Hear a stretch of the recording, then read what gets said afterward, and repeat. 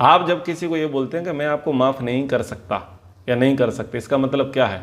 तुमने खुद को कैद कर लिया है। तुम खुद उस नकारात्मकता से बाहर नहीं निकलना चाहते। क्षमा क्या कर रहा है? आपको खुली हवा में सांस लेने का अवसर प्रदान कर रहा है। इसलिए प्रयास करें पारिवारिक संबंधों में, सामाजिक संबंधों में, संस्थागत संबंधों में अगर किसी के द्वारा कुछ अपराध होता है तो ध्यान रखें, लोग अपराध करेंगे ही। क्या तुम नहीं करते? तुम क्या चाहते हो कि दूसरा व्यक्ति तुम्हें क्षमा कर दे, और तुम ये क्यों नहीं चाहते कि तुम दूसरे को क्षमा कर दो? तुम चाहते हो दूसरा व्यक्ति अपने अपराधों की तुमसे क्षमा मांगे और तुमसे सॉरी बोले। तुम कब ऐसा करने वाले हो? तुम भी तो क्षमा मांगो, तुम भी तो सॉरी बोलो। तुम क्या चाहते हो कि तुम्हारा किया सामने वाला व्यक्ति भूल जाए और फिर से नई शुरुआत करे? तुम्हारा क्या विचार है उसके विषय में? तुम भी तो भूलो, तुम भी तो नई शुरुआत करो, क्योंकि बिना क्षमा किए जीवन नहीं चल सकता। न परिवार में, न समाज में, न देश में जीवन नहीं चल सकता। तो समाज में हम ठीक से सरवाइव नहीं कर पाएंगे बिना क्षमा के, तो परमात्मा के यहां कैसे सरवाइव कर पाएंगे? जब परमात्मा की तरफ पहुंचना है तो क्या करना पड़ेगा? क्षमा करना पड़ेगा, सहन करना पड़ेगा, ईश्वर के न्याय पर लोगों को छोड़ना पड़ेगा। नहीं तो क्या होगा? इसी राग द्वेष में, इसी झगड़े में, और यहीं पर हमारी यात्राएं समाप्त हो जाएंगी। लक्ष्य निर्धारित करो, कहां जाना है, बड़ा लक्ष्य लेकर के चलो। जैसे कि पहले कई बार उदाहरण दिया ट्रेन का।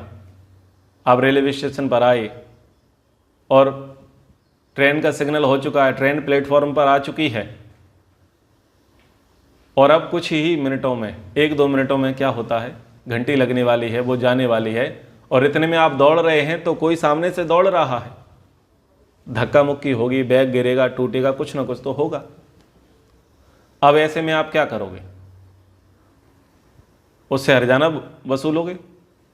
तेरे कारण मेरी शर्ट फट गई, या शूज खराब हो गए, या बैग टूट गया, या धक्का लग गया, या हम गिर गए, तो उसकी पुलिस कंप्लेंट करेंगे, आरपीएफ को बोलेंगे, उसकी वीडियो बनाएंगे, मारपीट करेंगे, उससे झगड़ा करना है या ट्रेन पकड़नी है? ट्रेन पकड़नी है। ट्रेन पकड़नी। किस लिए आए थे? झगड़ा करने, ट्रेन पकड़ने? ट्रेन पकड़ने आए थे, यात्रा करनी थी। तो ऐसे ही परिवार में पति है, पत्नी है, भाई है, बहन है, मित्र हैं, कई लोग हैं। क्या आप उनके प्रति अपराध नहीं करते? करते हैं। क्या वो आपके प्रति अपराध नहीं करते? करते हैं। लेकिन परिवार में साथ रहना है कि नहीं रहना है? रहना है। वो है आपकी यात्रा, वो साथ रहना है। तो जो छोटे छोटे अपराध हैं जिनको क्षमा किया जा सकता है उसे करना चाहिए, और व्यक्ति को सुधार का अवसर देना चाहिए। पर लोग क्या करते हैं? लोग कड़क व्यवहार करते हैं, छोटी छोटी गलतियों को प्रेस्टीज पॉइंट बनाते हैं, तिल का ताड़ राई का पहाड़ बनाते हैं, और परिणाम क्या होता है? परिणाम ये होता है कि चीजें टूट जाती है, बनने से पहले टूट जाती है। इसको बोलते हैं अच्छी अंडरस्टैंडिंग नहीं होना। आपका उद्देश्य क्या था? आपका उद्देश्य था 25 वर्ष साथ रहना, 30 वर्ष साथ रहना, ये उद्देश्य था, और अच्छे से साथ रहना। लेकिन क्या आपको ये नहीं पता कि 100% अनुकूलता नहीं होगी? क्या सर्वगुण संपन्न है सामने वाला, या तुम उसके लिए सर्वगुण संपन्न हो? ना तुम उसके लिए सर्वगुण संपन्न हो, ना वो तुम्हारे लिए सर्वगुण संपन्न है। लेकिन रहना है, रहना है तो सहना है, रहना है तो सहना है। तो कुछ चीजों को क्या करना चाहिए? क्षमा करना चाहिए, व्यक्ति को सुधरने का अवसर देना चाहिए। गलतियां सब करते हैं, और ऐसे हर कोई व्यक्ति छोटी छोटी बात को लेकर के बैठ जाकर नहीं हम तुम्हें क्षमा नहीं करेंगे, तो एक छत के नीचे नहीं रह सकते। सुधार की दृष्टि से क्षमा का नियम है। शुरुआत में व्यक्ति अपराध करता है तो सुप्रीम कोर्ट या जो हमारी भारतीय न्याय व्यवस्था है वो भी क्या करती है?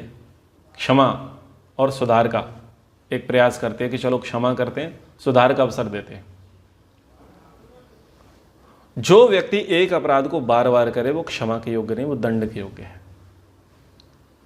लेकिन जो अपराध एक बार हो, भूल से हो जाए, प्रमाद से हो जाए, गलती से हो जाए, या जानबूझ करके हो जाए, उसको बताएं कि ये आपका अपराध है, दोष है, कमी है, और ये नहीं चलेगा, आगे से घर में नहीं होगा। संस्था में नहीं होगा, सोसाइटी में नहीं होगा, कॉलोनी में नहीं होगा, इस देश में नहीं होगा। ये अक्षम्य है।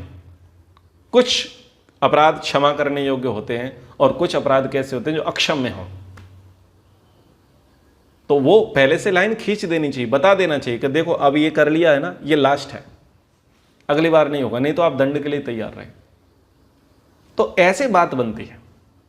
क्षमा करना आना भी चाहिए, व्यक्ति को सुधरने का अवसर देना भी चाहिए, लेकिन अति नहीं होने चाहिए। अति तो किसके लिए है? अति के लिए तो दंड है। वहां कोई सामंजस्य नहीं, वहां कोई कॉम्प्रोमाइज नहीं, फिर वहां कोई सगा संबंधी नहीं। जब धर्म की मर्यादाओं का अत्यधिक उल्लंघन किया जाएगा, जब न्याय व्यवस्था को तार तार किया जाएगा, जब धर्म की मर्यादाओं का उल्लंघन किया जाएगा और जब अति हो जाएगी, तो फिर क्या है? अक्षम्य है, वो किसी के भी द्वारा क्षमा करने योग्य